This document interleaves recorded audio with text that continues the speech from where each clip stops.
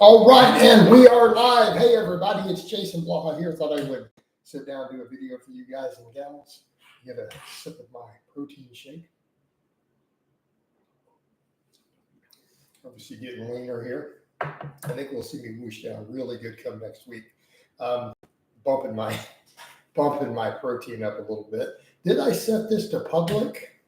Yes, I did. Okay, there's the first person coming in. All right, so you guys saw the bicep work today.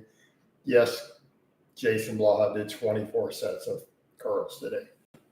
24 sets, most of them to failure.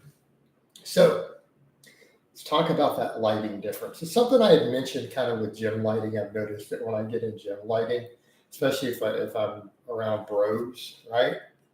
I'm like, why do I look so freaking jacked? Why am I like the most jacked dude in the gym? And all these guys are on gear. It's ridiculous. I don't look like that when I see myself in the mirror. But I'm like, let me mess with my lighting a little bit here. Let me just close the door, right? So I did the first third of my workout with the garage door down because it was cold. It was like 38 degrees. I'm in my shorts and I let it warm up over the course of the workout. Then I opened the door, right? Midway through the curls. And then I look thicker, but less ripped. And you guys see the thumbnail and you can see the vlog itself and then some of the pictures. It's comical how different. And it's what I've tried to tell people. The only difference there, literally the only difference, was just the downlighting in the garage with the door closed versus allowing sunlight to come in. That's it. That was the only difference. But look how dramatic that is. Okay? Look how dramatic that is.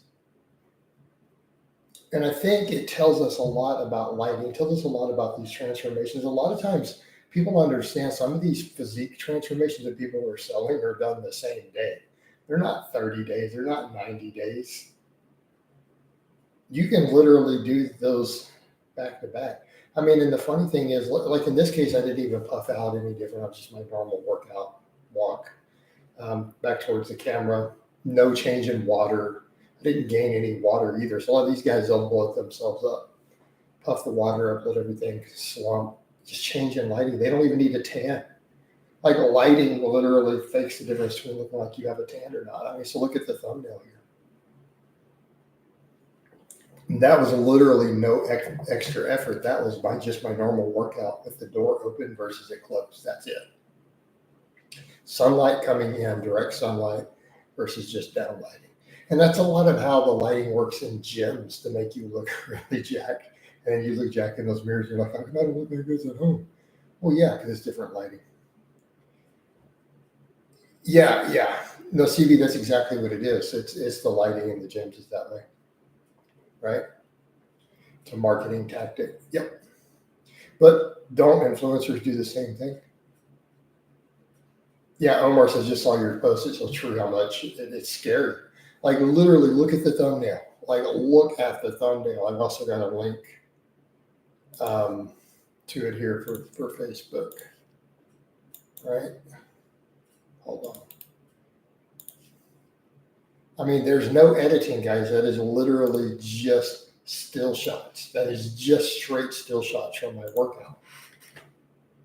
You know, that's it. That's all you're seeing. So see if that link works. That'll take you directly to the photo. You know, and that's just the reality. So keep that in mind when you look at people's transformations. Keep that in mind when you look at the physiques.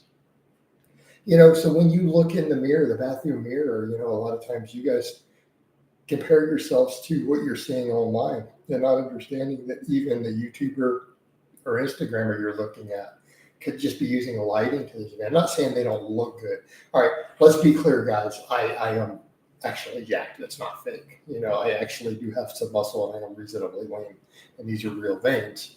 But that aside, look how different that looks there. So keep that in mind. You know, a lot of those guys, they're using lighting, they're using other stuff to pull off that look. And then a lot of times you guys are watching who aren't doing that. Okay. A lot of young men see that and they're not in that lighting and they're like, oh man, why can I never look like that? I've worked so hard, you know, and it's like, well, maybe in that lighting you would look closer to that. I mean, you might not look exactly like that or to their degree, but keep that in mind, you know. And the lighting just brings out what's already there, right? It just brings out what's already there. It just shows the definition that exists. Whereas if you're paler like me and you got that direct sunlight on it, dude, all your cuts completely go away. Like as you guys see in the picture there. There's no actual difference in the amount of muscle definition there. It's the same. Body fat didn't change. Water didn't change. So, and it's something I've never used usually in the past, so that's probably always hurt me with my outreach. Luke, we have, but not everyone. I mean, Luke, there's lots of stuff we've known for decades. I've known for decades that certain exercises will make you really jacked or make you really strong, or certain training modalities work. Has everybody, does the entire lifting world who chimes in know this? Right?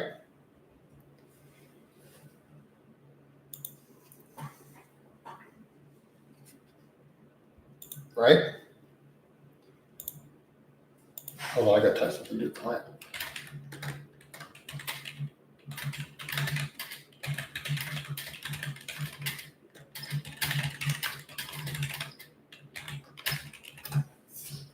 All right, he's asking about what's going on one of his workouts. Not to mention novel stimulus factor. Someone looks at their own body in the same mirror daily. They use the same angle. Well, I don't know about that. Because novel training stimulus is not exactly that.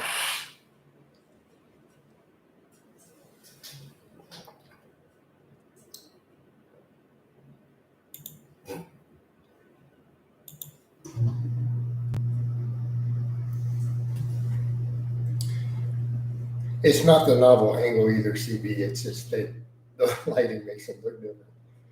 Yeah, they're not necessarily going to look better just because of it. They might look worse because of a different angle. It could be a worse angle. No, it is just the equivalent of literally lighting can hide or bring out definition, right? That's literally what we are seeing happening. And it's understand, like if you look at all of the way the angles of lights hit, it actually makes sense. It's totally predictable. Like it's not a random thing. Oh man, this just randomly happened. So even at gyms, they're aware of this, gym owners, and they know how to position everything to make sure it happens, right?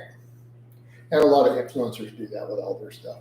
I've never historically done it, so again, that hasn't done me any favors. But I gave a decent example today for you guys just to see, because why not? Right? Why not? It was easy to do. Plus, I changed stuff around a little through the year depending on the weather, anyways. All right.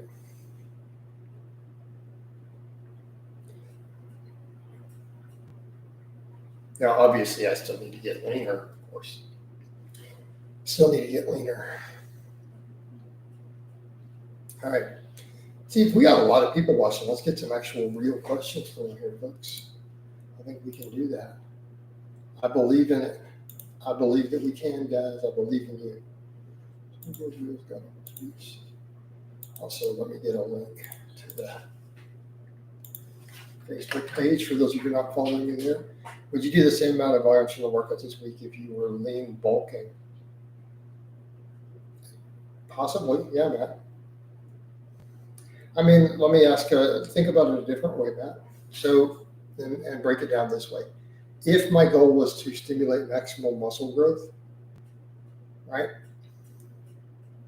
and I had the recovery to handle it and wanted to do that, of course, we do similar. Omar, absolutely. They absolutely capitalize on that lighting with the way they set the lights on stage, because they want the people to look good, right?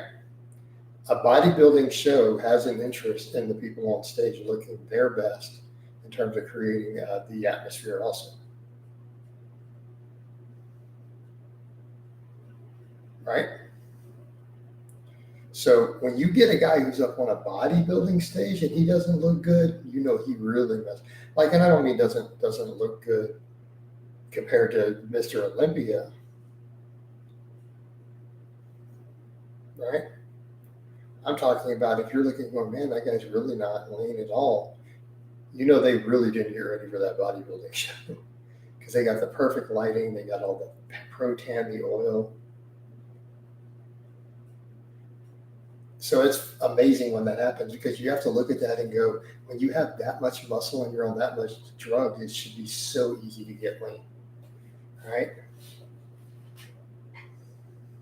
Because I'm smaller than those guys and not using as much, and I'm getting leaner and leaner. I'm just saying. And I'm genetically a fatty. So there's a point where you look at that and you go, man, that is just straight laziness. Old school Ironman competition and unreal. Matt, do you really think it was different though than most of the others? I don't. Probably wasn't. I think they use the same tactics at all IFBB type shows. Camera says for me, I've noticed really bright light, white light. Of course it will. And sunlight. So the difference between even my thumbnail today, which you'll see if you see the vlog, you can see the change when I open the door. That was just the downlighting in my garage, normal garage lighting, versus allowing the sun to come in, which is going to be brighter. All right. Hey Keith, that's not the world we live in. You will be judged by your appearance. Keith, you will be judged by your appearance by other men. You will be judged by your appearance in business.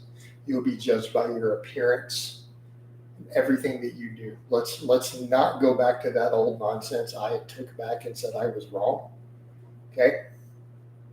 You will be judged by your appearance. And even as a man in today's society, you will be judged by your physique. And when everyone is out of shape, you should be judged by your physique. Okay? You will be judged and you should be judged by it. It matters in business. It literally affects whether you get the raise or the promotion or not. It affects whether you close the sale.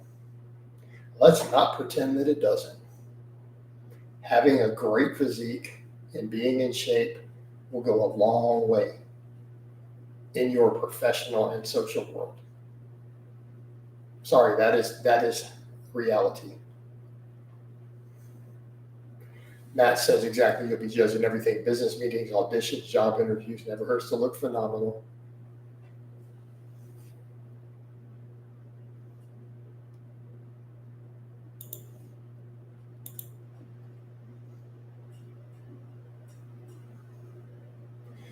No, Keith, even being jacked goes a long way. It will not go against you at all. Right? They'll see how lean you are with your face. You don't think your body fat affects your facial aesthetics and how masculine you look?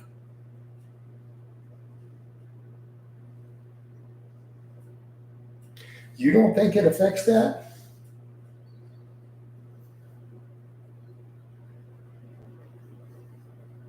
If you don't, then I don't know what to tell you, my friend. I don't know what to tell you. Time to get your prescription checked, your glasses. It matters. Those things matter. Would IFBB struggle with a cut like the average gym tour? They shouldn't. They're supposedly disciplined. Keep in mind, their metabolic rate is way higher. They're used to eating way more protein. They're all on tons of gear. Should be easier. So you got to wonder, what are they doing?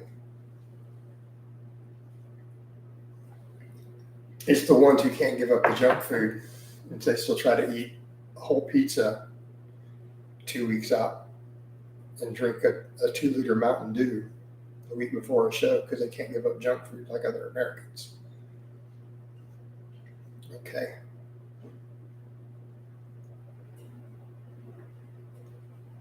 Hey, Keith, you clearly haven't been reading Forbes magazine or any of that stuff if you think that that's the case. I think the CFO of Goldman Sachs literally is a competitive powerlifter, and they did a whole interview with him about how high-level business deals are closed in the gym now just as often as the golf course. Or did you not read that?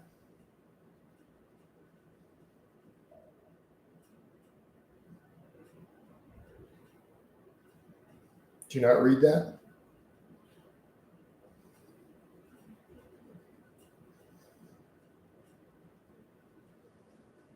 Yeah, it matches our rhythm going. Yeah, yeah.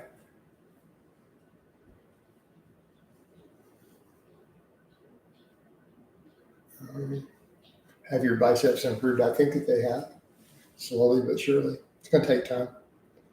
So it absolutely matters, and it matters in all these parts of your life. So let's not pretend that it doesn't. So Keith, do you work out?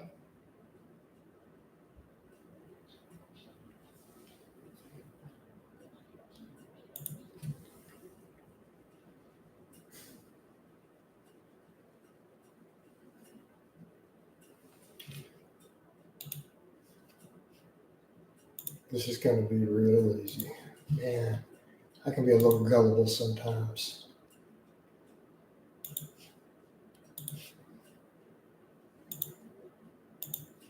I'm sitting here arguing with someone who has a channel they made yesterday. Damn, I am dumb. All right, next. There are times when I'm so stupid. All right, that was a perfect example.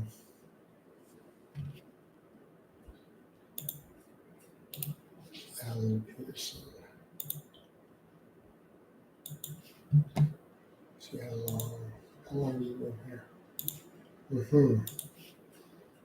You made a channel just to, all right.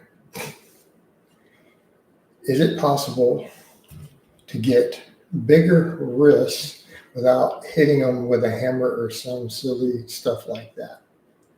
You can get fat, right? You can get fat, that'll give you bigger wrists. Are you asking, is there a way to add non-fat tissue around your wrist? No. Lifting says, hey, Jason, it's been a while.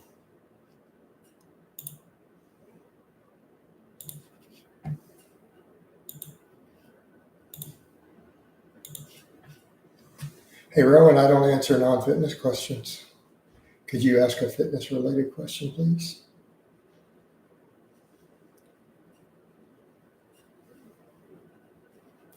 I checked your old profile. You didn't make this profile this week. You just argued with me, Rowan. So if you would please ask a fitness-related question. Omar, I did care about aesthetics at a certain point earlier in my life. I don't really feel like competing in bodybuilding even now. You know, who cares? It's not on my thing. I also don't like to dwell on the past too much. I don't think that's productive. Unless we are looking to correct something and say, hey, I messed up something in the past. Can I do better in the future? That is literally the only reason any person who wants to be successful in life should look backwards. Only if you can find a way to correct future behavior from it.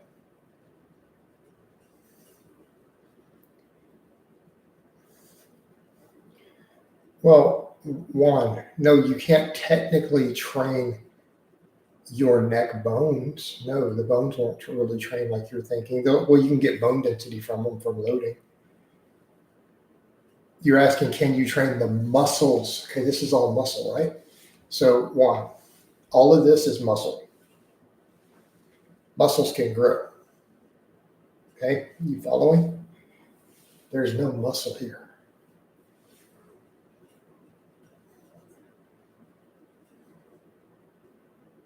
So if there's no muscle there, you're not going to be able to make the muscle grow.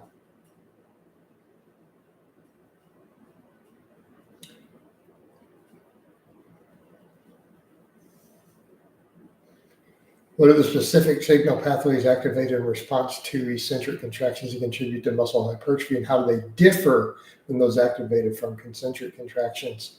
Lifting, to my knowledge, that question has not been answered.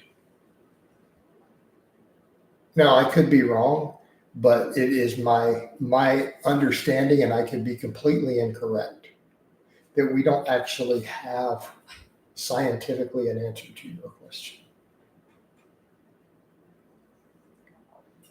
So, in short, I don't know. Not that it's not a good question. It's just that it's a question that I literally cannot answer for you. And I'm not sure if the current research can answer that for you. Again, stating I could be wrong. It's possible I'm wrong. Fair? But at least you asked a fitness related question, and I can appreciate that fact.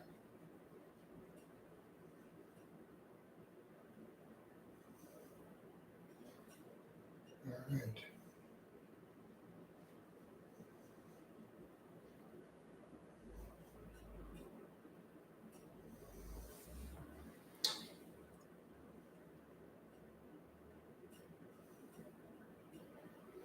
Clamshells fix my shift in my squats. I'm going to start looking at you or your clients are rev tight. What do you mean muscles not triggered? That's a myth. That's not even really a thing. This whole idea that you have muscles that aren't activating on a multi-joint exercise is not physiologically possible. If it is, you need to talk to a neurologist, not a trainer. You need to have a neurologist figure out what's wrong with your nervous system.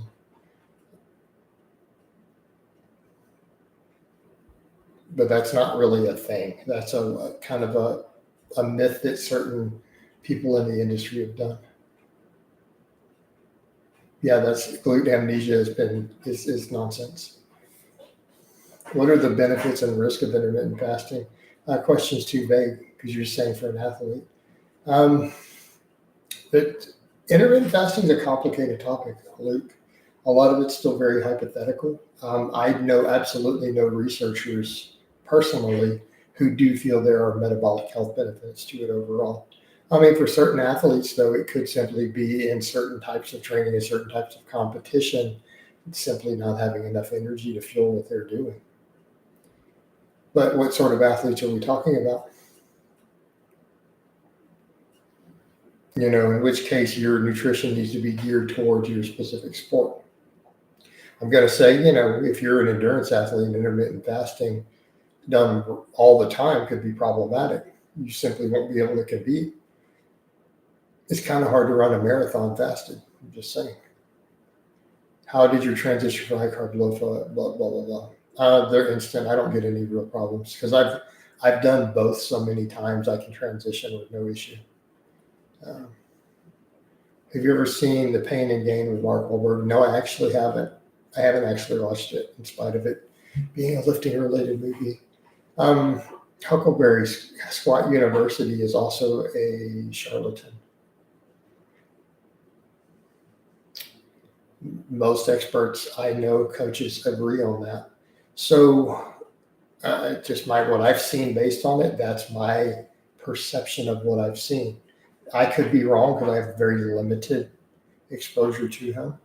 But if he's telling you that you can have glute amnesia on your squat, 100% charlatan.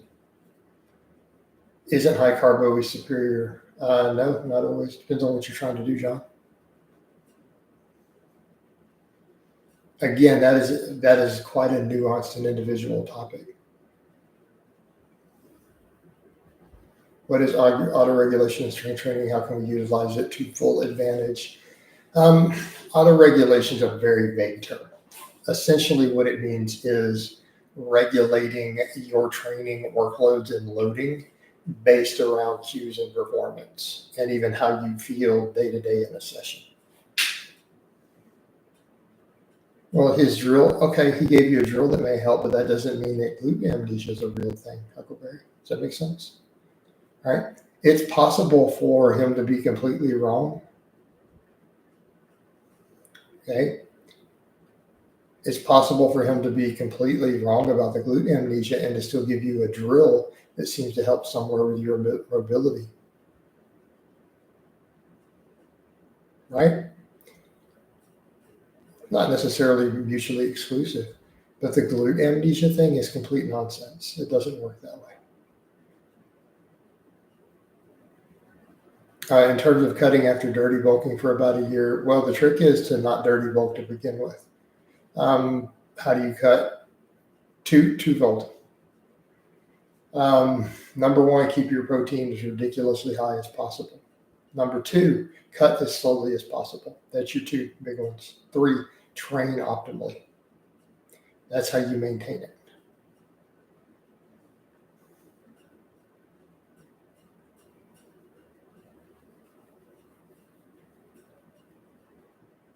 Is 190 to 100 to 10 to 12% body fat at 5'10" unrealistic as a natural.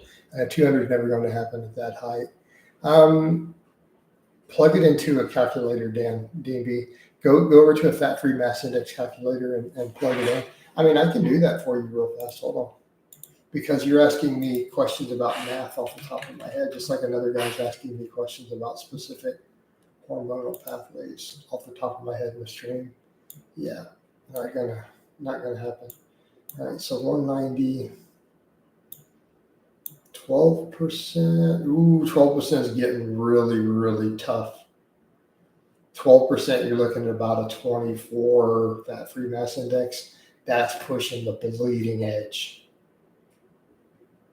right? 10%, talking about normalized 24.7 fat-free mass index. So you're talking genetically superior 10 to 15 years of training to pull that off. The average guy genetically is probably not going to pull that off. It's reality. Matt says, I've been protein overfeeding during this bulk and it's been working wonders. It stopped me from eating in too big of a calorie surplus. Yeah, it works.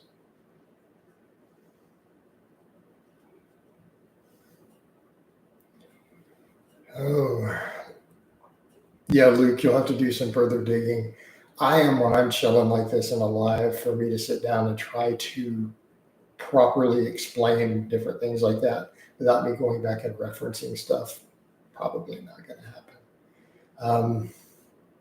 Fortunately, I'm not a full-time kinesiology instructor. If I were, I would have to do that sort of stuff regularly. All right.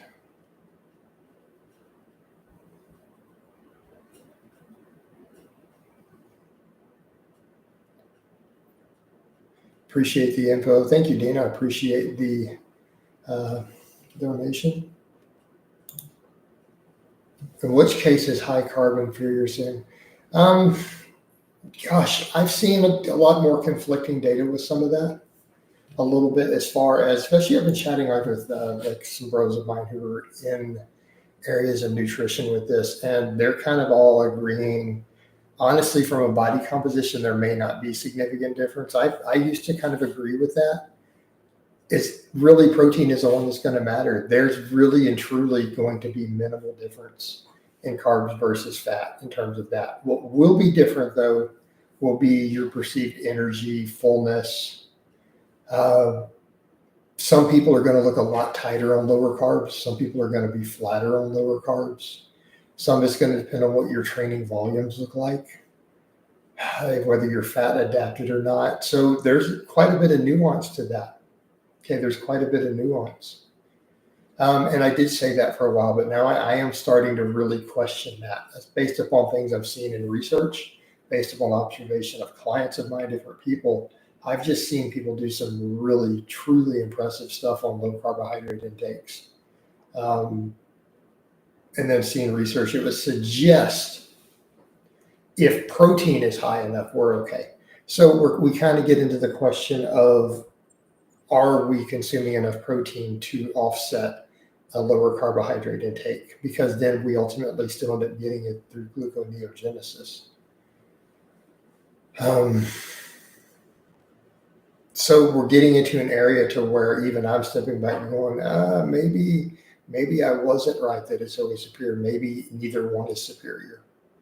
Maybe there's more nuance to it than that, and I need to not be so dogmatic.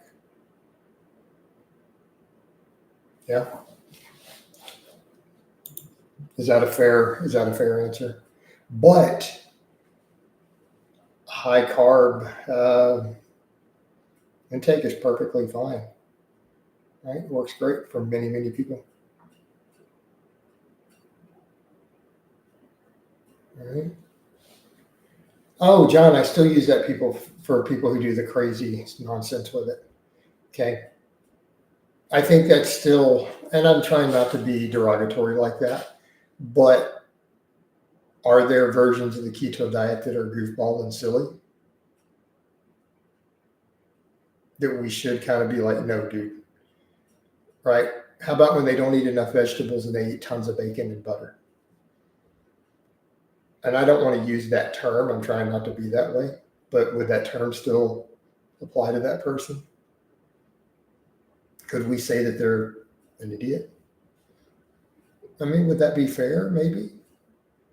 Or rather than insult their intelligence, because they may not be, could we say that they have fallen into some dogma and there's a lack of education there? And that would probably be more true. That doesn't mean a person's, automatically dumb. They can be misguided. Intelligent people can be misguided all the time, right?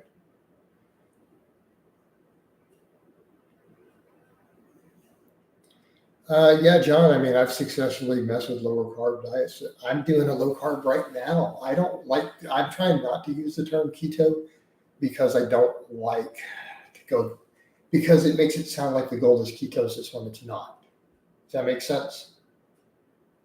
Whereas in what I'm really doing is just getting most of my glucose from protein while fasting. Because I'm eating ridiculous amounts of protein, which is not technically a true ketogenic diet in any sort of traditional sense, right?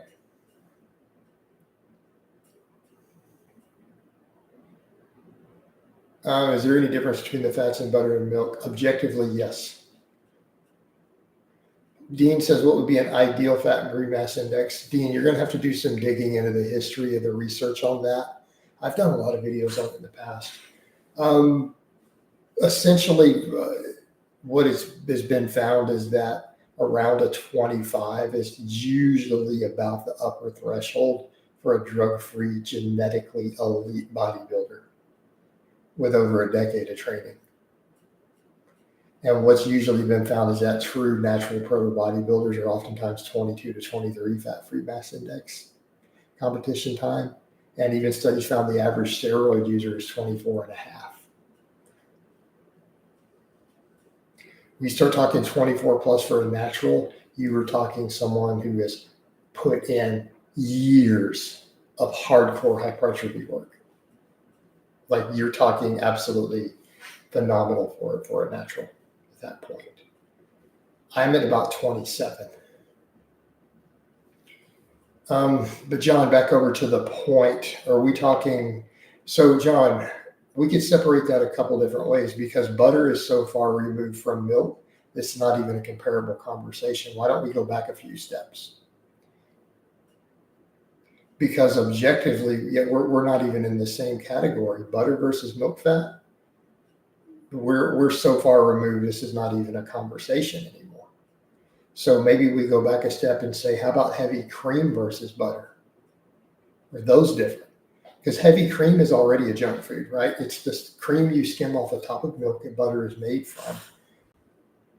Okay? But here's your problem with heavy cream. All the protein has been removed. So why do we love milk? Why is milk so amazing for athletes? What do you think, John? Could it be the protein, the calcium, the magnesium, the B12, the potassium, right? Those things. Those are also cardioprotective. A lot of those they found that seems to actually protect your cardiovascular system from the saturated fats, right? Okay. This is not my opinion. This is the opinion of the leading researchers who research milk. Okay.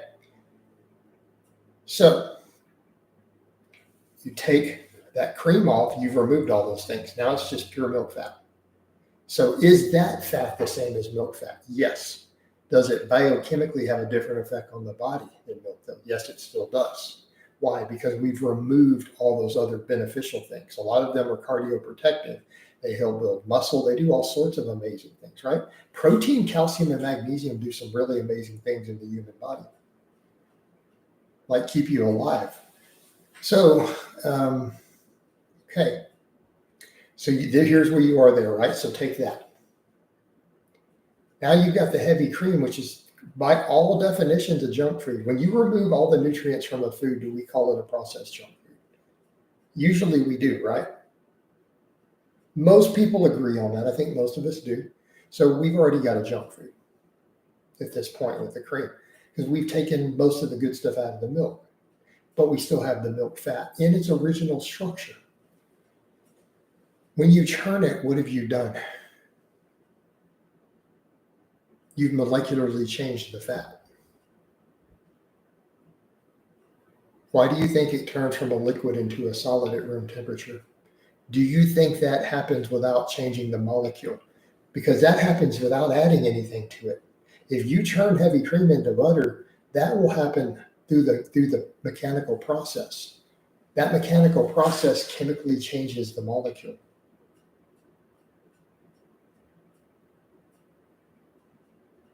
Right? So objectively speaking, yes, it is very different from milk fat. Do you remember this colostrum video? Yes, of course I do. What's your full day of eating like? Justin, I put up pictures of my meals on Facebook all the time. Have you seen the fitness influencer Max Akonda? I've never even heard of him. Bob says, I know you're anti-alcohol, anti-refined, anti-butter because of the health risks. Are there any health risks? Of course there's health risks from some PEDs, but that's a whole broad category. Okay. Bob, you named specific substances, and now you picked an entire category of 100 different drugs that are in all different classifications of even structure. Some of them are made out of lipids. Some of them are made out of proteins and amino acids. Some of them are hormones. Some are not. You kind of see the problem. You said PEDs. Could you be very specific? And don't name a category. I need you to name a specific drug. I need a molecule. Okay, because when you say alcohol, we know what molecule you're talking about. Molecule is the same in all alcohol you drink. It's one substance, right? Refined sugar, you're narrowing it down to usually 2 to 3 substances, 3 if you count honey. There's only 2 substances there. There's sucrose and generally high fructose corn syrup is what we're talking about. Those are specific substances. So when you say a PED, could you be specific? Could you say testosterone cypionate? Or human growth hormone, or give a specific variant of IGF-1 because there's more than one type, right? Because that is a nuanced topic. John, it's emulsification is a term I've heard used for that. I would need to look up the specific other name for it, but you should be able to look it up. But the churning process absolutely has a change at the molecular level. All right. Because if you're wanting me to go name the exact structural process, I'm going to have to go look it up. And you could do that. And that's fair.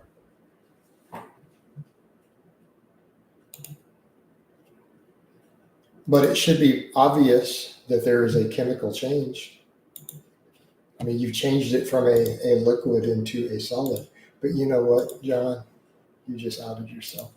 You need to have an old profile. All right. You guys can't make new profiles to argue with me knowing I've probably banned you 10 times from being a troll. All right. So, Michael Hearns, not 82. It's up there, though. But Bob, yes, certainly certain PEDs can absolutely have health risks. Have we seen cancer risks in the lab? For most of them, questionable. Some of them, yes. And you should be concerned with that. But I would make the argument you can't have it both ways either. A person can't say, hey, I've heard there's some risk of cancer from pinning IGF-1, and therefore I will never use it because it has other benefits besides giving you cancer. Alcohol has no actual benefits in that regard. Alcohol makes you depressed, causes problems with depression, doesn't make you feel better. It causes various poison and issues in your body. There's no benefits. At least IGF-1 will build some muscle, right? No one is drinking a shot of whiskey and putting on 15 pounds of muscle and losing 5 pounds of fat from drinking a shot of whiskey. Okay. All right, Bob. In a dose-dependent response, have we seen health risks in the lab from moderate doses above the doctor amount? We've never actually detected it in the lab, just an FYI in clinical trials, whereas we have with alcohol. Okay, so I want to be clear on that. But would it be reasonable to expect that the doses many competitive bodybuilders are using absolutely can have health negatives, and we see that. But what else are they also stacking?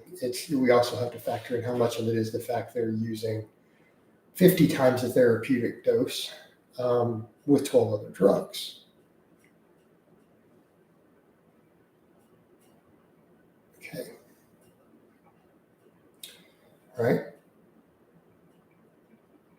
And that has to be factored in also.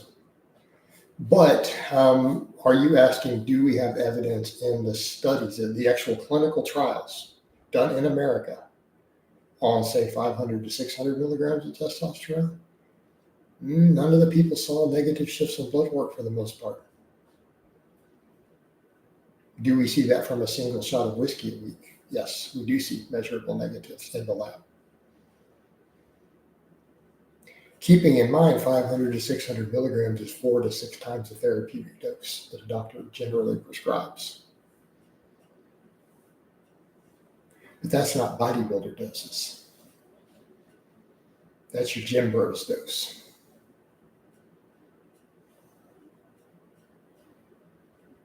So, growth hormone, a whole other complex topic. Again, dose dependent. Absolutely dose-dependent concerns, like with everything else. Would I be more concerned with potential? So if we're going to discuss cancer risk, for example, and I think that's a good question. So cancer risk. Would, out of the stuff you listed, growth hormone possibly, are there pathways? Yeah, there's possible pathways. And if you use significant amounts of growth hormone, you need to be thinking about those risks. But we also come over and you do need to take those risks seriously. People who are drinking alcohol don't seem to take them serious. And we come back to, are they getting any other benefits from the alcohol besides feeding their addiction? It's only a health negative. At least the person taking growth hormone is going to slow their aging a little bit. At least they're going to lose a little body fat. They might see some bone density improvement. You see the difference. You see their actual benefits beyond it makes my brain feel fuzzy because it's poisoned.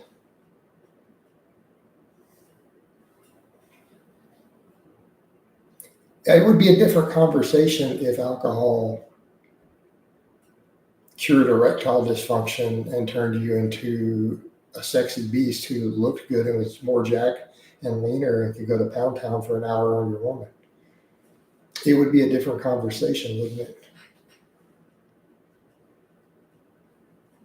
How about the quality of life differences? You do realize most people who use them actually believe it improves their life. So you're saying, why would they? Well, how about gaining muscle? How about losing fat? How about improved confidence, improved work performance, right? Improved sex life. Those are why people use them. I mean, if you're asking, still ask the average guy who does dabble in gear over the years, why do they choose to use it? So you say you never got why, so you've never actually asked, have you? So go ask your users. Go ask the bros at your gym. Go find the 15 or 30 guys at your gym who use gear, especially the ones who've been using it a long time. Go find the ones who've been doing it 10 plus years. Ask them why they do it. Ask them why do they benefit? What do they perceive as the benefit? And maybe that benefit's delusional. Maybe it is as delusional as the alcohol drinker. I don't think that it is, but I will be the first to admit maybe it is. Do you really need those things? Do you really need to bang your woman for an hour straight when you're 45? Do you really need that?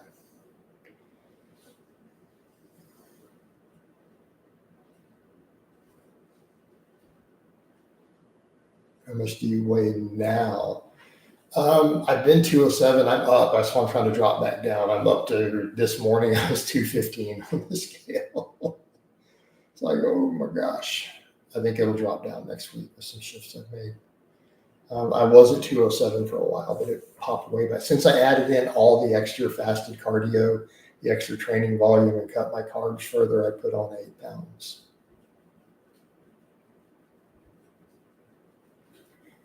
Inside of a month. So, hey, Matt, a lot of complex factors. We would then have to even have Matt a discussion of the other previous topic, wouldn't we?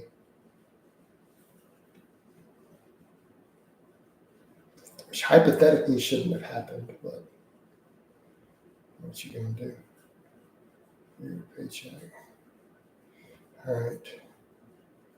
I don't track my sodium. Whatever's in my guacamole sauce plus what's in my normal meat, and I don't add salt to anything. Like I don't salt my food. So I add a little potassium to my water and some of my cooking, a little potassium salt. But I don't add any added sodium. Yeah. Right. And I would say they're different arguments, Bob, because of the alcohol's the social. There's the social harm and the sheer health harm. In other words, we generally see alcohol then associated with negative outcomes, whereas in the average testosterone user is above average health. So we're dealing with something very, very different, aren't we? Dean, I suspect the water intake too, because I way upped my water, like dramatically increased my water intake, and the scale started climbing. I figured with the lower carbs, I trimmed carbs further back and added more cardio, it would do the opposite. And instead, it started whooshing up. Some of it could definitely be accruing lean tissue and some muscle memory. It's like my legs and stuff kicking in with all the leg volume plus the special supplements.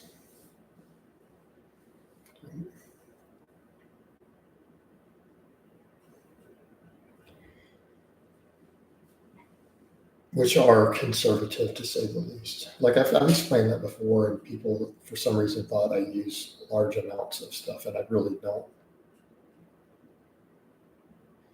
Bob, I have no way to know what percentage because I don't hang in those circles. All my circles are people who take their training very, very seriously in that regard. And I come from a different generation. And it's not just me. Lobeliner talked about that. I talked about it in the past. Our generation had a different view of gear than the kids today. Like we didn't perceive it the same way. To us, the idea that a beginner would start using stuff without building a base was considered borderline sacrilegious. It was definitely culturally frowned on in the lifting world by all the gear users, the guys on gear. Didn't like that. It was viewed inside the much smaller lifting world back then versus today that people had to pay their dues first.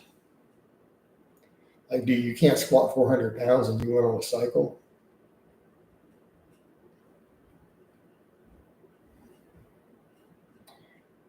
It was kind of like frowned upon.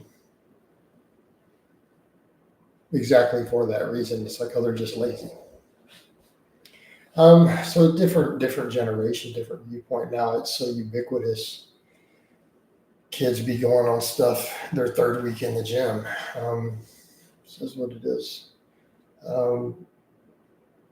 I don't know. We'd have to ask the question of freedom, And you guys know what I mean by kids. I'm talking about 20 somethings, by the way, when I say that. Those are children. If you're 20 years old, you're a child.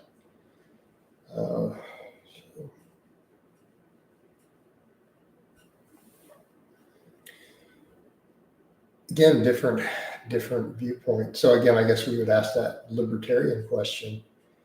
Is it their freedom? Is it their body? And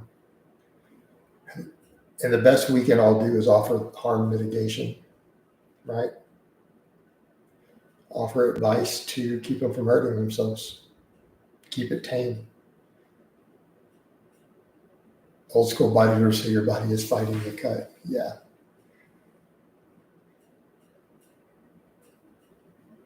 There's a lot that's to permanently change your body chemistry. Of course it does, Bob. Objectively speaking, yes. How about instead of chemistry, how about structure? Are you asking, do we have clinical evidence that any form of long-term anabolic use permanently changes the structure of muscle tissue, potentially for life? The research says yes. Now, we don't have lifetime studies, but we have long enough term studies that it can be extrapolated to suggest possibly for life.